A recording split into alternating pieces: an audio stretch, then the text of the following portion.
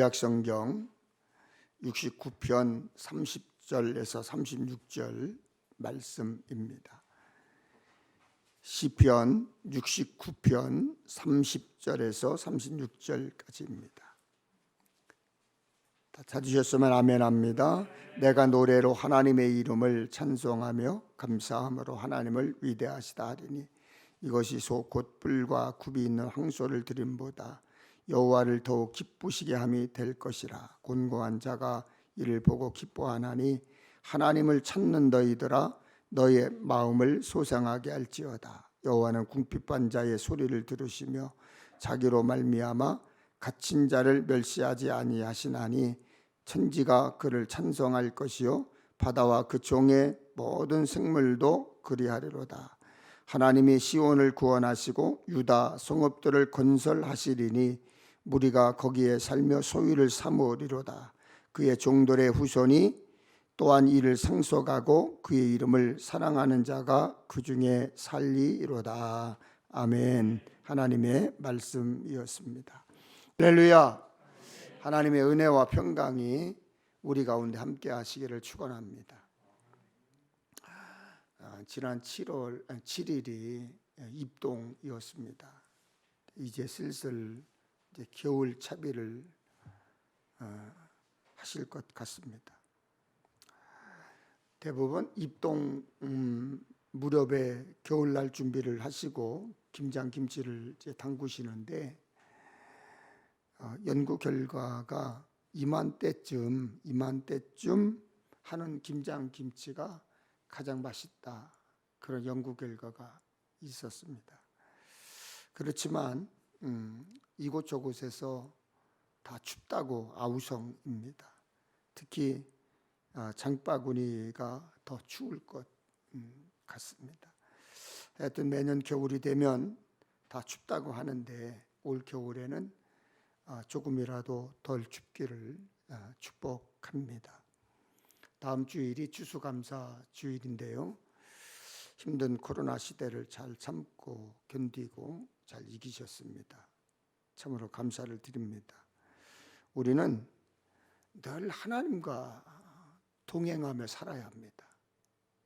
아멘. 늘 하나님과 동행하며 살아야 합니다. 하나님께 늘 가까이 하며 살아야 합니다. 그래야 모든 일에 승리할 수 있고 행복을 느낄 수 있습니다. 주님은 우리의 구원자시고 우리의 기쁨이시고 우리의 소망이시기 때문입니다. 모이는데 더 힘쓰고 애써야 되고요.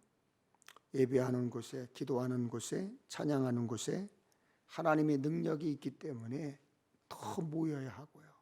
여러분들이 그런 예배하고 기도하고 찬양하는 곳에 여러분이 있어야 합니다. 거기에 꼭 있기를 축복합니다. 코로나 팬데믹이 엔데믹으로 바뀌고 있습니다. 그러나 3년 동안의 코로나 팬데믹이 우리의 신앙을 아주 이상하게 아주 못되게 변화시키고 있습니다. 코로나의 사회적 제한은 사라졌는데 이제 각 분야가 정상으로의 회귀를 이제 서두르고 있고 잃어버렸던 일상들이 점차 이제 제자리를 찾아가고 있습니다. 하지만 교회의 상황은 그렇지가 않습니다. 사회와는 사뭇 다른데요. 코로나와 함께 많은 시간, 약 3년의 시간이 흐르면서 비정상이 정상인 것처럼 변질되고 고착되는 것 같아서 마음이 많이 아픕니다. 상황이 나아져서 다행이기는 합니다만 3년 동안 아무것도 못했으니까 이제 다 하자. 그러면서 예배드리고 봉사하고 찬양하고 이것에 집중하는 것이 아니라 세상 일에 너무 집중하는 것 같아요. 교인들도 그런 것 같아요. 현장 예배보다 편하게 온라인 예배를 드리겠다, 그렇게 말하는 사람들이 많이 늘었어요. 어차피 교회 가지 않아도 예수 믿으니까 구원받았다, 이런 생각을 가지고 있는 거예요. 주일만 되면 일찍 일어나야 되고 단장을 해야 되고 이제 헌금을 준비해야 하고 교회에 가서 봉사도 해야 하는데 다 귀찮다는 거죠. 다 귀찮다는 거예요. 대충 씻고 대충 입고 대충 예배 드리는 것이 편하다는 거예요. 그냥 인터넷 틀어놓고 TV 틀어놓고 옷도 제대로 갖추지 않고 씻지도 않고 양말도 신지도 않고 대충 그리고 예배를 다 드렸다는 거예요. 그리고 그 시간에 좀 더 자고 좀 더 쉬고 여행을 가고 여가를 즐기겠다. 이것이 교회의 사람들의 마음속에 자꾸 고착화되어 가는 것 같아요.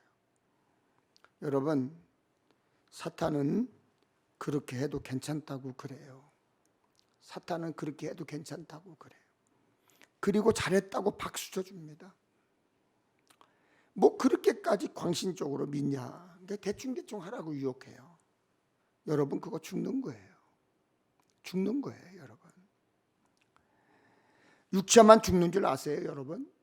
영혼도 죽는 거예요. 영혼이 죽는 것입니다. 여러분, 교회에 모일 수 있으니 감사한 마음을 가지고 예배의 자리에 오시기를 바랍니다. 모든 성도들이 자유롭게 모여 마음껏 찬양하고 기도하는 날이 속히 올 수 있기를 기도하면서 늘 하나님과 동행하세요. 늘 감사와 기도와 찬양이 멈추지 마시기를 축원합니다. 늘 하나님과 가까이 하셔야 복이에요. 거기에 소망이 있고 능력이 있고 행복이 있는 것입니다. 이런 찬양이 있어요. 승리는 내 것일세, 승리는 내 것일세, 구세주의 보혈로서 승리는 내 것일세, 내 것일세, 승리만은 구세주의 보혈로서 항상 이기네. 아멘. 승리는 내 것일세. 근데 그 승리는 어디서 오는 줄 아세요? 주님의 보혈로 오는 거예요. 십자가 보혈로 오는 거예요. 여러분, 여러분의 생명은 예수 안에 있습니다. 믿습니까? 우리의 영혼을 한없이 사랑하시는 분은 오직 예수이십니다. 이 땅에 사탄의 역사를 막으려면 우리가 예수를 잘 믿어야 돼요. 여러분이 예수를 잘 믿지 않으면 사탄 마귀는 좋다고 춤추고 다녀요. 여러분이 예배하지 않고 기도하지 않고 찬양하지 않으면 헬로윈 같은 귀신의 축제가 앞으로 더 성행할 거예요. 여러분, 세상이 다 그렇다는 둥, 뭐 상식이 어떻다는 둥, 뭐 문화가 다 그렇다는 둥, 뭐 다 세상 돌아가는 일, 목사님 세상 돌아가는 일 모르시나 보다고 그렇게 말하지 마세요. 그거 지는 거예요. 패배하는 거예요. 누구에게 져요?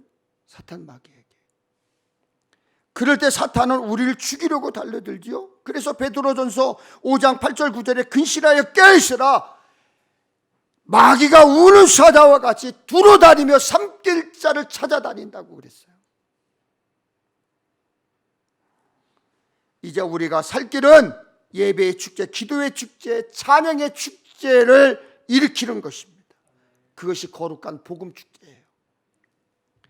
이 거룩한 축제에 함께 하신 여러분을 예수님의 이름으로 축복합니다. 예수님의 이름으로 축복합니다. 여러분, 예배는 자꾸 드릴수록 좋은 거고요. 기도는 자꾸 할수록 좋은 거고요. 찬양은 계속 입력으로 찬양할 때 거기에 역사가 일어나는 거예요. 거기에 일어나는 거예요. 시편 69편의 말씀을 읽었어요. 그렇죠? 네, 그렇게 읽었습니다. 시편 69편은 다윗이 고난 중에 드렸던 탄식의 기도입니다. 본문 69편 1절 2절을 보면 다윗이 얼마나 급했는지, 다급했는지 우리가 쉽게 알 수가 있습니다. 하나님이여 나를 구원하소서. 물들이 내 영혼에까지 흘러 들어왔나이다. 나는 설 곳이 없는 깊은 수렁에 빠지며 깊은 물에 들어가니 큰 물이 내게 넘치나이다. 여러분, 좀 쉽게 번역된 쉬운 성경에 보면 이렇게 번역되어 있습니다. 함께 읽어볼까요? 시작. 오 하나님, 나를 건져주셔서 물이 내 목까지 찼습니다. 내가 밑이 뚫려 있는 수렁 속에서 한없이 빠져 들어가고 있습니다. 내가 깊은 물속에 빠져 있습니다. 엄청난 파도가 나를 덮칩니다. 제가 어렸을 때요, 제 고향에 물목거리라고 하는 이 보가 있었습니다. 거기에 이제 제 동생하고 멱 감으러 갔어요. 수영이 아니고 멱을 감으러 갔습니다. 여러분 아시죠? 멱이 뭔지 아시죠? 멱 감으러 갔는데 제가 이제 동생이 따라왔으니까 폼 잡느냐고 그 보 위에 올라가서 탁 다이빙을 하고 떠내려갔습니다. 그런데 그 순간 저는 없었습니다. 잊어버렸어요. 한참 시간이 지나서 보니까 제가 저 밑에서 떠내려가서 정신을 잃은 채로 제가 기어 나오고 있었어요. 나중에 저희 동생이 이렇게 얘기하는 거예요. 엉아가 갑자기 물속에 떠내려갔는데 없어졌어. 그래서 내가 샹 막 불렀다는 거예요. 그런데도 안 보이더라는 거예요.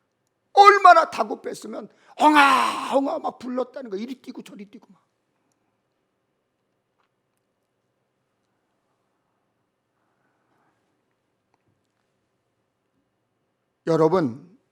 여러분은 보통 기도를 시작할 때 어떻게 기도하십니까?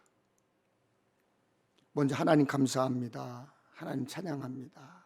그렇게 시작하시죠. 또 그렇게 기도하라 이렇게 배우셨죠. 그런데 다윗은 이것저것 가리지 않고 대뜸 하나님이여 나를 구원하소서라고 대뜸 그 기도부터 하는 거예요. 영어 성경에는 이 구절을 어떻게 표현했을까 궁금해서 한번 살펴봤는데 Save me, O God, 절박하게 되어 있습니다. 그만큼 급박한 상황이었기 때문입니다. 하나님 나를 구해 주십시오.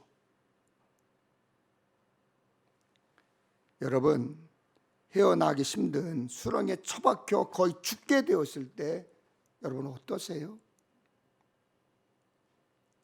기도가 힘에 부치시지요. 기도가 힘에 드실 거예요. 그런데 더 힘든 게 목이 쉬도록 몸이 상하도록 부르짖고 그렇게 몸부림쳤는데도 상황이 좋아지지 않는다는 거예요.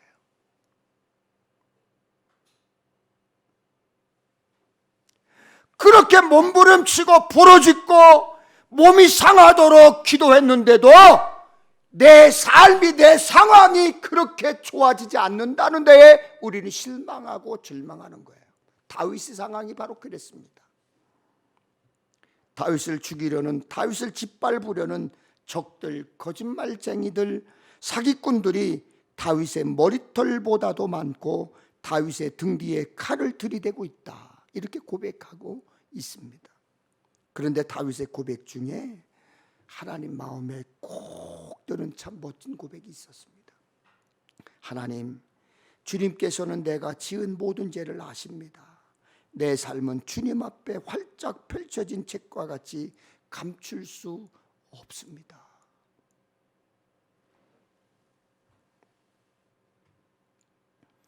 누구라도 죽음이 앞에 있는 것 같은 상황이 되면 하나님 살려주세요. 건져주세요. 구원해주세요. 이렇게 외치게 되는 거예요. 다윗이 그랬습니다. 1절에 물들이 내 영혼에까지 흘러 들어왔나이다 했습니다. 목까지 물에 찼다는 거예요. 또한 2절에는 깊은 물에 들어가니 큰 물이 내게 넘친다고 했습니다. 다윗은 왜 그런 고통을 겪고 있었을까요? 4절에 그 이유가 나옵니다. 까닭 없이 나를 미워하는 자가 나의 머리털보다 많고 부당하게 나의 원수가 되어 나를 끊으려 하는 자가 강하였으니 내가 빼앗지 아니한 것도 물어주게 되었나이다.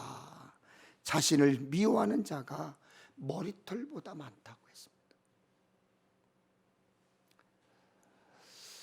제 머리카락이 얼마 없어서 사실 잘 모르겠습니다만 일반적으로 사람의 머리카락은요 보통 10만 개 정도가 된다고 그래요. 다윗을 잡으려는 사람들이 그렇게 많았다는 거예요. 여러분 어떠세요? 우리도 다윗과 같은 고난에 처할 때가 있지요. 생각지도 못한 어려움이 밀려올 때도 있지요. 앞에서는 잘 되는 것 같은데 뒤에서는 구멍이 뻥뻥 뚫려. 앞에서는 말 잘 듣고 성실한 것 같은데 뒤로는 죄악의 냄새가 팍팍 풍겨. 자신의 힘으로는 도저히 감당할 수 없어서 하나님 살려주세요, 하나님 살려주세요라고만 반복할 수밖에 없을 때가 분명히 있습니다. 그래도 우리는 입을 열어 하나님께 기도할 수 있으니 감사한 일입니다. 목까지 물에 차오르는 것 같을 때, 깊은 수렁에 빠져 허우적대는 것 같을 때 우리도 다윗처럼 하나님 나를 구원하소서, 나를 살려주소서라고 기도해야 하는 것입니다. 여러분 크게 목청을 높여서 한번 따라해 보십시오. 하나님 나를 구원해 주세요. 하나님 나를 건져 주세요. 하나님 나를 살려 주세요. 해결해 주세요. 치료해 주세요. 아멘. 그렇게 기도하셔야 돼요. 그렇게 기도하기를 주저하면 안 되는 거예요. 급한데, 다급한데. 제 이야기를 좀 하려고 합니다. 오래전 이제 전도사로 진급 중에 있을 때예요. 네, 그때는 지금처럼 이제 전도사 과정이 법이 바뀌어서 3년 과정이에요. 설이, 준일, 준이, 그리고 안수를 받고 정회원으로 바로 들어가요. 근데 저희 때는 설이, 준일, 준이, 준삼, 준사, 그리고 정회원으로 들어가는 거예요. 그래서 지금도 우리 또래의 목사님들이 만나면 우리는 자랑스럽게 얘기합니다. 젊은 교역자들한테 우리는 5년짜리 정회원 목사야. 우리는 늘 그렇게 이야기를 해요. 그 5년 과정이 얼마나 힘든지 몰라요. 고통스러워요.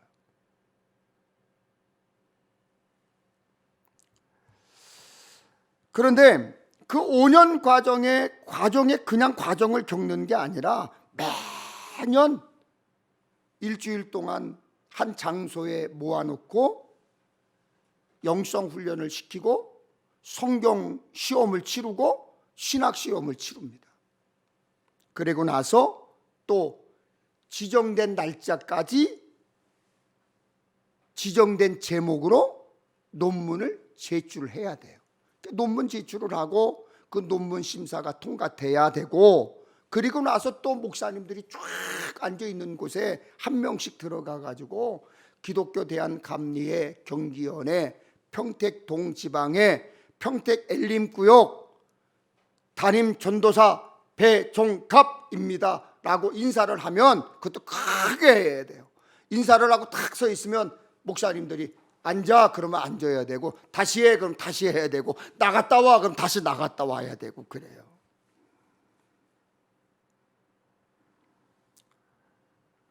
그런데 우리 경기원회가 다른 전회와는 좀 달리 까탈스러워요. 중부연회와 우리 경기연회에서 진급자들이 제일 많은데 제일 까탈스럽습니다, 우리 경기연회가. 그래서 목사 안수가 우리 경기연회가 제일 받기 어려워요. 다 똑같지만, 과정은 다 똑같지만 그렇게 까탈스럽게 목사님들이 심사를 해요. 이제 새벽부터 영성 훈련을 하고 각 과목을 공부를 하고 이제 시험도 치르고 또 저녁마다 이제 부흥 집회도 하고 그래요. 아주 열성적으로 제가 이제 참여를 하는 거예요. 제가 준회원 3년급 때입니다. 마산에 차태권 목사님이라는 분이 오셨어요. 차태권 목사님이 오셔서 저녁에 부흥 집회를 월, 화, 수, 목 4일을 집회를 하시는 거예요, 저녁에.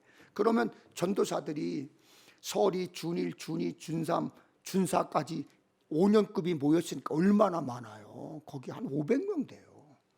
그러면 500명만 있어요? 그걸 관리하는 목사님들도 오시잖아요. 그럼 그분들이 꽉 차가지고 이제 예배를 드리는 거예요. 그러면 저는 제일 앞에 앉았어요. 항상 앞에 앉아가지고 은혜를 막 받는데, 최태관 목사님이 꼭 기도할 때마다 이렇게 기도하는 거예요. 매번 살려주신 하나님 감사합니다. 살려주신 하나님 감사합니다. 그렇게 기도하시는 겁니다. 저녁 부흥회가 끝나면 처지가 다 같잖아요. 전도사들이 다 같으니까 친해요. 그러니까 이제 만나면 형 동생하고 이제 이런 말 저런 말 막 하고 이제 이러쿵저러쿵 말들이 얼마나 많겠어요. 모여서 이런저런 이야기를 나누는데, 전도사님들이 간증할 때마다 하는 얘기가 꼭 이거예요. 최태권 목사님이 살려주신 하나님 감사합니다. 그 기도가 은혜가 됐다는 거예요. 그 기도가 정말로 은혜가 된다는 거예요. 그래서 제가 좀 뿔따구가 났어요. 화가 났어요. 저는 그때 이렇게 기도했거든요. 항상 시작할 때 생명 주신 하나님 감사합니다. 은혜 주신 하나님 감사합니다. 이렇게 기도했거든요. 그러나 한참 지난 후에 최태권 목사님의 기도가 마음에 들지 않았는데, 한참 지난 후에 알게 되었습니다. 여러분, 표현이 아름답고 품위가 있고 어려운 용어를 다 통언하고 미사 용어를 사용해도 기도하는 그것보다도 하나님은 진심이 담긴 순수한 어린아이 같은 기도를 더 좋아하실 것이라는 것을 그때 알았어요. 하나님 살려주세요. 건져주세요. 구해주세요. 도와주세요. 치료하여 주세요. 채워주세요. 그 기도가 하나님 더 기뻐하실 거라는 것을 뒤늦게 알았어요. 그렇게 기도하시길 바랍니다. 우리에게 예상치 못한 고난과 고통이 있을 때, 삶의 위기가 찾아왔을 때 우리가 무엇을 할 수 있겠습니까? 누구를 찾겠습니까? 갑자기 위기가 찾아오면 사실 아무 생각이 나지 않아요. 공황 상태가 되면 어떤 일을 어떻게 먼저 해야 될지 아무 생각이 나지 않으니까 우왕좌왕하게 돼요. 그때에 가장 먼저 기도해야 되고 하나님 앞에 무릎을 꿇어야 돼요. 하나님 앞에 무릎을 꿇어야 사람 앞에 무릎 꿇을 일이 없는 것입니다. 아멘. 제가 이 메모를 했어도 너무 멋있죠. 다시 한번 읽어드릴게요. 제가 했는데도 너무 멋져, 표현이. 하나님 앞에 무릎 꿇어야 사람 앞에 무릎 꿇을 일이 없다. 하나님 앞에 무릎을 꿇어야 사람들을 이길 수 있는 거예요. 무릎 꿇을 일이 없어요. 여러분 얼마나 부르짖어 보셨습니까? 얼마나 기도해 보셨습니까? 다윗이 내게 부르짖음으로 피곤하여 나의 목이 마르며 나의 하나님을 바라서 나의 눈이 새하였나이다 했습니다. 목까지 물이 차올랐는데 목이 마르다고 했습니다. 그만큼 하나님 구원해 주세요, 건져 주세요, 살려 주세요라고 목이 터져라 부르짖었다는 뜻이겠지요. 그리고 나의 눈이 새하여졌나이다. 눈이 빠지도록, 눈이 침침해지도록 하나님을 기다렸다는 것입니다. 여러분, 혹시 예상치 못한 어려움이 다가왔습니까? 환난 날에 나를 부르라. 내가 너를 건지리니 내가 나를 영화롭게 하리로다. 가장 먼저 하나님을 찾아야 건져주시는 거예요. 가장 먼저 하나님을 붙잡아야 형통하게 되는 것입니다. 우리에게 가장 강력한 무기는 오직 예수, 오직 성경. 아멘. 오직 성령.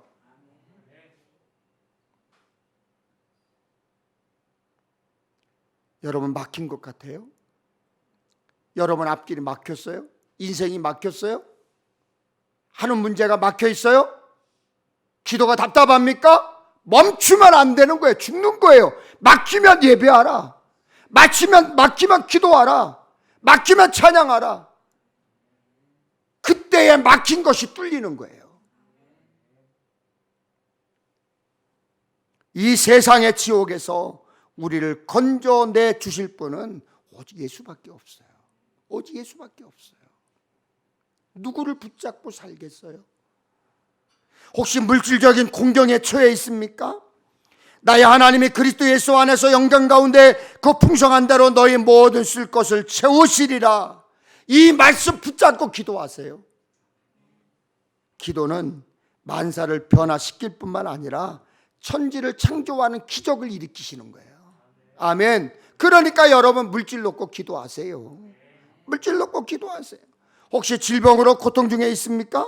너희 중에 병든 자가 있느냐? 그를 위하여 기도할지니라. 믿음의 기도는 병든 자를 구원하리니 주께서 그를 일으키시리라. 그러므로 병이 낫기를 위하여 서로 기도하라. 의인의 간구는 역사함이 큼이니라. 이 말씀 붙잡고 기도해야 합니다.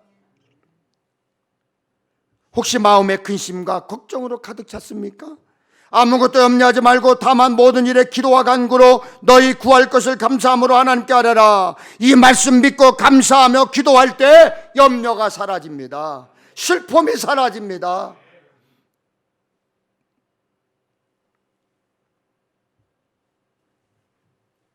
그래서 빌립보서 4장 7절에 그리하면 모든 지각에 뛰어난 하나님의 평강이 그리스도 예수 안에서 너희 마음과 생각을 지키시리라. 기도하면 하나님의 평강입니다.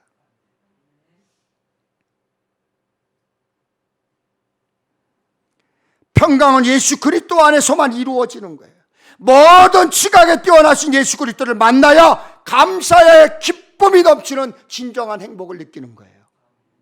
여러분 행복을 바라잖아요. 행복하길 원하잖아요.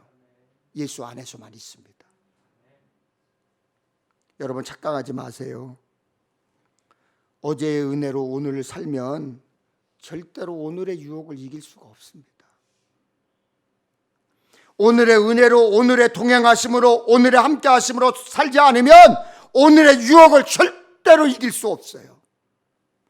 어제는 어제의 은혜가 있어서 이길 수 있었다면 오늘의 유혹은 오늘의 은혜가 있어야 이길 수 있는 거예요.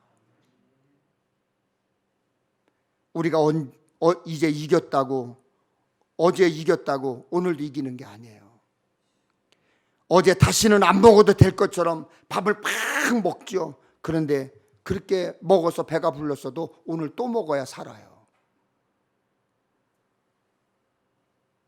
어제 은혜 받았어도요, 오늘은 오늘의 은혜를 또 받아야 하는 거예요.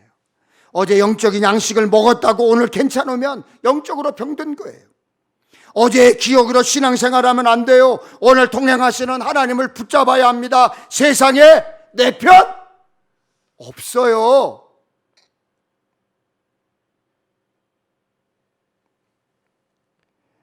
여러분의 방법, 경험, 학식, 인맥, 물질 여러분 편 아니에요. 세상에 내 편 없어요. 절대로 없습니다. 그러니까 최선을 다해도 다할수록 풀려야 되는데 꼬이잖아요. 자꾸 꼬여만 가잖아요. 그것은 나의 꿈이 아니라 그분의 은혜가 나를 이끌어야 되는 거예요. 여러분 오직 진정한 내 편이신 하나님과 동행하십시오. 하나님을 더 가까이 하십시오. 그것이 응답의 비밀이고 행복의 기적이고. 할렐루야. 여러분 부르짖는다는 것은 그만큼 간절하다는 거예요. 급하면 안타까우면 간절하면 부르짖게 되어 있잖아요. 그럴 때 부르짖는 것은 창피한 게 아닙니다. 그만큼 하나님의 도우심이 필요하다는 뜻인데 여러분 급한데 뭐가 창피해요? 급한데 뭐가 창피해요? 여러분들 요즘 그런 분들 많읍니다. 이제는 식기도 하는 것도 식당 가면 기도 안 해. 창피하다고. 냉수 한 그릇 앞에서도 감사 기도를 드려야 돼요. 라면 한 그릇 앞에서도 하나님 앞에 감사 기도를 드릴 때 하나님이 그것보다 엄청난 배로 축복해 주시는 거예요. 하나님을 신뢰하고 부르짖을 때 응답받습니다. 은혜를 체험하게 됩니다. 우리가 알지 못하고 기도하지도 않았던 것까지 응답해 주십니다.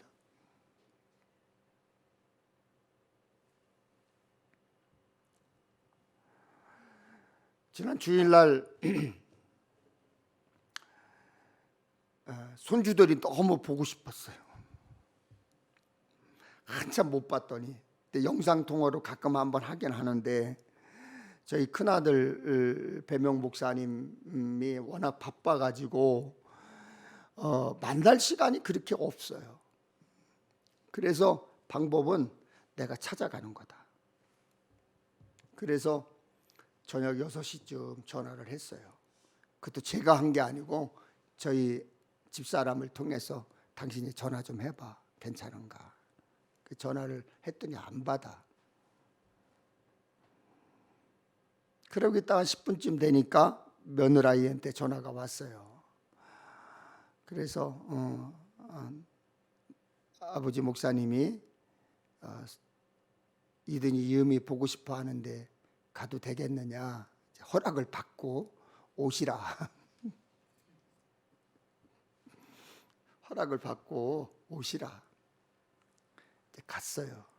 그랬더니 어느 이제 배명 목사님이 아버지 오래간만에 오셨으니까, 어머니하고 오셨으니까 제가 식사를 대접하겠습니다. 그리고 어느 한적한 곳으로 저희를 안내해서 이제 식당에 들어갔어요. 그리고 이제 정작 보고 싶은 손주들은 한 번 안 오보니까 그냥 거기서 땡이더라고. 그냥. 그런데 이제 궁금한 건 아들 목사의 사역이 궁금한 거야. 그래서 밥 먹는 내내 아들과 며느리 사모를 앉혀놓고 저와 저희 집사람이 이제 이런 얘기 저런 얘기를 이제 하고 이제 대화를 나누고 그러는데,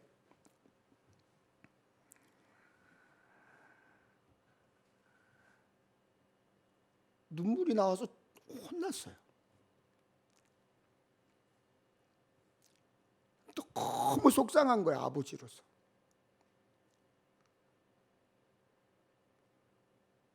왜 내가 그 교회 담임 목사로 가는 것을 끝까지 못 말렸지?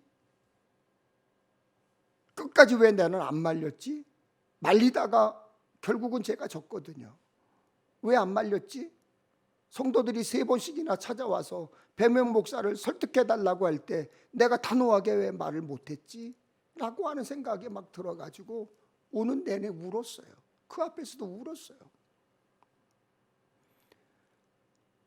31살에 127년 된 교회에 담임 목사로 갔는데 주변에서 그렇게 시기가 많아. 공황장애가 와가지고 죽을 것 같았대. 아버지 죽을 것 같았어요.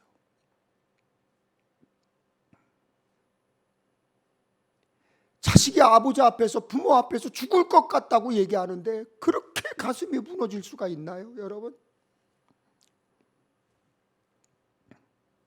그런데 활짝 웃더니 이렇게 얘기하는 거예요. 아버지 근데 이겨냈어요.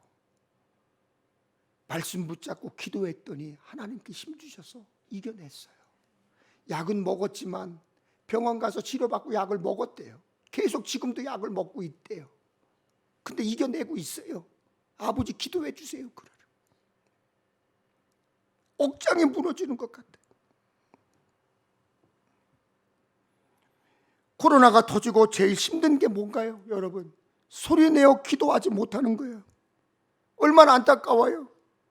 그렇다고 여러분 기도를 멈추면 됩니까? 아닙니다. 집에서 문 꼭 닫고 기도하세요. 여러분의 식탁이 기도의 식탁이 되십시오. 몇 시간씩 연속곡 보는 거 중단하시고 줄이시고 말씀을 만나보십시오. 코로나 동안 사람 못 만났다고 이 사람 저 사람 만나서 수다 떨지 말고, 코로나 동안 여행 못 갔다고 갈 것 못 갈 것 가서 심 빼지 말고 교회에 올라와 무릎 꿇고 하나님께 몸부림치며 부르짖어야 합니다. 우리가 하나님을 신뢰하며 부르짖을 때 하나님은 우리의 필요를 채우시고 응답하는 거예요. 그 이야기를 우리 아들이 하는 거예요. 새벽 기도를 마치고 오전 10시에 가면 교역자들이 다 강단에 올라간대요. 강단에다 올라가서 1시간씩 기도하고 내려온다는 거예요. 기도하고 내려오면 아버지 없던 힘도 생깁니다. 용기가 생깁니다. 그리고 지금은요, 하나님 말씀 전하고 교회를 세워가고 전도하는 일에 앞장서서 한다는 거예요. 앞장서서 한다는 거예요. 여러분 함께 읽어보겠습니다. 시작. 하물며 하나님께서 그 밤낮 부르짖는 택하신 자들의 원한을 풀어주시지 아니하겠느냐? 그들에게 오래 참으시겠느냐? 내가 너희에게 이르노니 속히 그 원한을 풀어주시리라. 여러분 낭망하지 마세요. 낭망하지 말고 기도하면 하나님께서 반드시 응답하십니다. 반드시 응답하십니다. 하나님은 우리에게 모든 것을 주셨습니다. 독생자 예수 그리스도를 우리에게 주시고 십자가를 통해 그분의 사랑을 확증하셨습니다. 그 사랑에 합당하게 우리는 열렬하고 더 뜨겁게 사랑해야 하는데 그 사랑의 표현이 뭐예요? 기도입니다. 바쁘다고 핑계대고 우리의 마음이 하나님이 아닌 세상을 향해 있고 우리의 열망도 하나님이 아닌 사람에게 있다면 그보다 더 착잡하고 비참한 일이 어디에 있겠습니까? 하나님의 사랑을 무시하고 우리의 믿음이 미지근하게 식어버리면 우리를 향한 주님의 사랑도 식을 거예요. 식을 것뿐만 아니라 하나님은 우리의 사랑이 식은 것을 보고 책망하실 거예요. 그런 불행한 일을 당하지 않으려면 사랑하는 사람과 매일 통화하는 것처럼 끊임없이 기도해야 돼요. 하나님을 향한 사랑은 매일매일 만나지 않으면 금방 식어져 버려요. 그러니 우리는 쉬지 않고 기도해야 합니다. 고난을 견딜 때도, 불의를 당할 때도, 억울할 때도, 나의 약함 때문에 무너지고 넘어질 때도 낙심하지 않고 그리스도의 의를 의지하고 하나님께 한 발짝 더 나아가야 하는 거예요. 여러분 제가 먼저 외칠 때 여러분 따라합니다. 실망하지 않고, 낙심하지 않고, 낭망하지 않고, 포기하지 않고 기도하겠습니다. 기도하겠습니다. 기도하겠습니다. 여러분 실망하지 않고, 낭망하지 않고, 낙심하지 않고, 포기하지 않고 기도하게 되면 하나님은 반드시 여러분의 기도를 들으세요. 들으실 줄로 믿습니다. 다윗은 극심한 고통 속에서도 기도했습니다. 여호와여 나를 반기시는 때에 내가 주께 기도하오니 하나님이여 많은 인자와 구원의 진리로 내게 응답하소서. 또한 다윗은 구체적으로 기도했습니다. 14절 15절에 보면 나를 수렁에서 건지사 빠지지 말게 하시고 나를 미워하는 자에게서와 깊은 물에서 건지소서. 큰 물이 나를 휩쓸거나 기쁨이 나를 삼키지 못하게 하시며 웅덩이가 내 위에 덮쳐 그것에 입을 닫지 못하게 하소서. 여러분 우리도 구체적으로 기도해야 돼요. 상세하게 구구절절 아뢰고 구원해달라고 기도해야 돼요. 동시에 우리는 하나님의 인자하심과 사랑하심과 긍휼과 불쌍히 여기심을 구해야 합니다. 여호와여 주의 인자하심이 선하시오니 내게 응답하시며 주의 많은 긍휼에 따라 내게로 돌이키소서. 내 영혼에게 가까이 하사 구원하시며 내 원수로 말미암아 나를 속량하소서. 다윗은 인자하신 하나님, 사랑의 하나님, 긍휼하신 하나님, 불쌍히 여기신 하나님이 자신에게 가까이 오시기를 구했습니다. 우리도 그렇게 기도해야 합니다. 하나님이 내게 가까이 해주시면 그것으로 다 되는 것 아니에요? 하나님이 내 곁에 계시는데 뭐가 또 문제입니까? 물론 우리도 하나님께 가까이 가야 돼요. 20절에 보면 다윗의 괴로움이 잘 나타나 있습니다. 수치심에 갈기갈기 찢어진 내 마음은 아물 줄을 모릅니다. 동정받기를 원했으나 아무것도 없었고 위로받기를 원했으나 아무도 찾지 못했습니다. 다윗의 갈기갈기 찢어진 마음을 누가 알아줘요, 여러분? 여러분의 갈기갈기 찢어진 마음을 누가 알아줘요?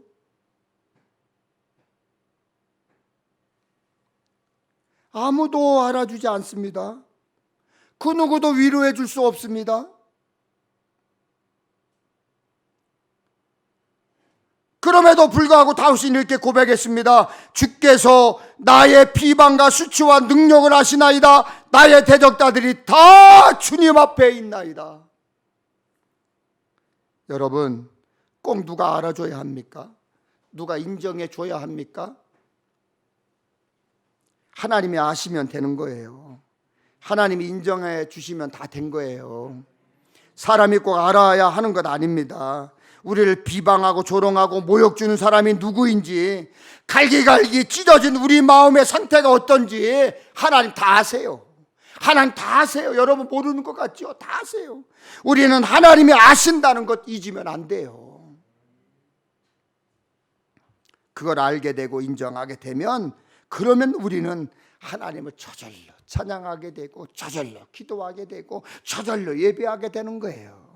30절부터 보세요. 다윗이 마음을 다 쏟아놓고 찬양하기 시작했습니다. 내가 노래로 하나님의 이름을 찬송하며 감사함으로 하나님을 위대하시다 하리니 이것이소 곧 뿔과 굽이 있는 황소를 드림보다 여호와를 더욱 기쁘시게 함이 될 것이라. 물론 다윗의 상황이 그렇게 아직 변하지 않았어요.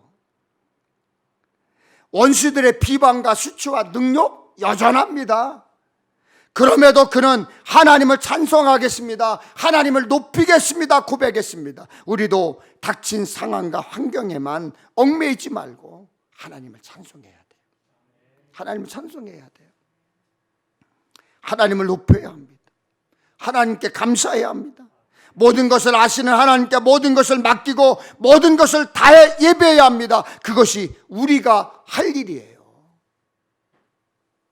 특별히 황소를 드림보다 감사 찬송하며 하나님을 높이는 것이 하나님을 더욱 기쁘시게 한다. 여러분 그 말씀 기억해야 돼요. 여기서 황소는 제사양 짐승으로 완전히 다 자란 동물을 말합니다. 그래서 보통 속값이, 황소값이 훨씬 더 비싸요. 게다가 하나님께 드릴 제사용은 흠이 없는 제상품이어야 되니까 가격이 더 나갔어요. 그러므로 그때 하나님께 소 한 마리를 드리는 것은 엄청난 정성과 헌신이 있어야 가능한 일이었습니다. 어제 설교를 준비하면서 요즘 소 한 마리 시세가 얼마나 되나 좀 알아봤어요.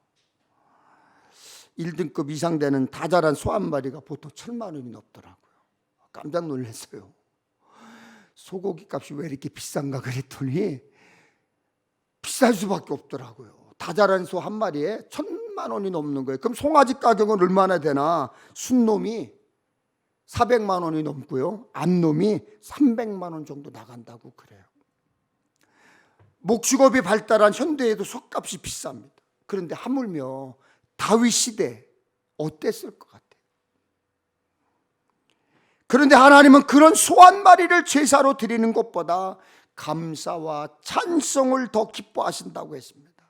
여러분 시편 50편에도 감사로 제사를 드리는 자가 나를 영화롭게 하나니 그의 행위를 옳게 하는 자에게 내가 하나님의 구원을 보이리라. 여러분 다음 주일은 추수감사주일입니다. 하나님께 감사로 제사를 거나하게 드려보지 않겠습니까? 기쁨으로 감사의 잔치해 보지 않겠습니까? 오늘 가시면서 감사 헌금 봉투를 미리미리 갖고 가세요. 다음 주에 오셔서 다급하게 오늘 추수감사주일이구나 다급하게 헌금하지 마시고 오늘 봉투를 가져가셔서 일주일 동안 기도하시면서 하나님 1년 동안 나에게 주신 은혜가 감사가 얼마나 많은지 모릅니다. 기도하면서 회개하면서 찬송하면서 예물을 준비하시면 좋을 것 같아요. 정성껏 준비하셔서 다음 주일 추수감사주일 때는 기쁨으로 행복하게 드리십시오. 값비싼 황소를 드리는 것처럼 두둑이 헌금하는 것도 중요하겠지요. 그러나 하지만 아무리 헌금을 많이 한다 해도 거기에 감사의 마음이 담겨 있지 않다면, 최선을 다한 감사의 마음이 없다면 하나님이 기뻐하지 않으실 것입니다.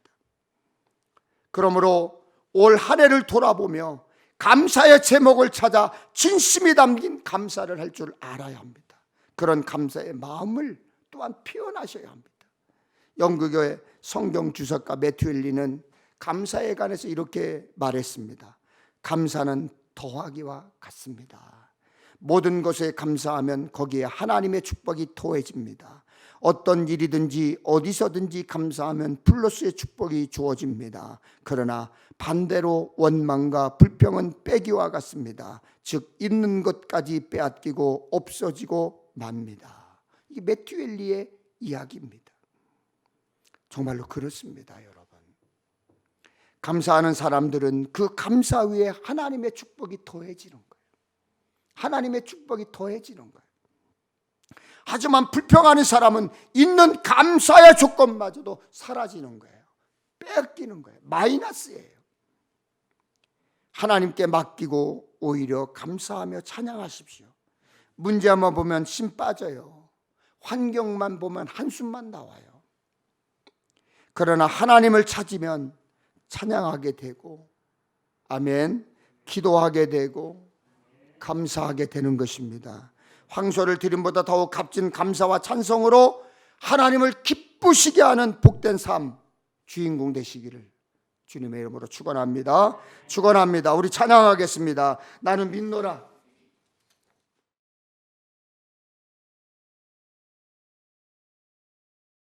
사람이 등불을 가져오는 것은 말 아래에나 평상 아래에 두려함이나 등경 위에 두려함이 아니냐.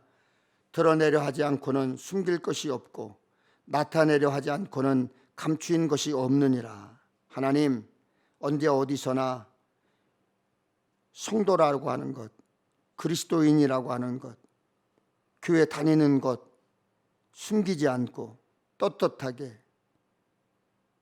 표시하고 예수의 향기를 풍기며 사는 저희들 되게 하여 주시옵소서. 사람들이 딱 봤을 때, 아, 저 사람은 반드시 예수 믿는 사람이야. 참 멋지다, 아름답다, 귀하다, 거룩하다, 이런 칭찬을 들을 수 있도록 주께서 함께해 주시옵소서. 이제는 우리를 위해 십자가에 달려 그 큰 고통을 기꺼이 감당하신 우리 주 예수 그리스도의 은혜와 날마다 새롭게 용서하시는 하나님 아버지의 넓으신 사랑과 보혜사 성령님의 감화, 감동, 교통케 하시는 은총의 역사가 사랑하는 평택 엘림교회 모든 성도들 머리 위에와 또 저들의 가정, 일터, 이 나라 이 민족, 우리 평택 엘림교회 위에 지금으로부터 영원히 함께하옵시기를 간절히 축원하옵나이다. 아멘.